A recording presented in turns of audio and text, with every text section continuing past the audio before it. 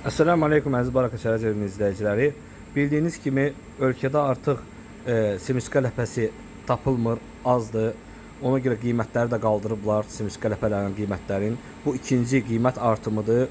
Birinci artımda biz qiymətləri dəyişməmişdik və ikinci artımdır, qiymət artımıdır. Məcbur qiymət dəyişikliyi etmək məcburiyyətindəyik.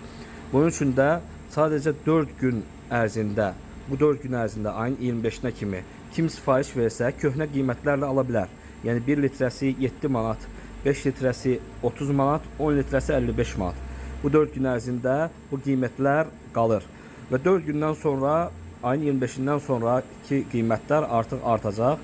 5 litrəsi 32 manat, 10 litrəsi 59 manat olacaq.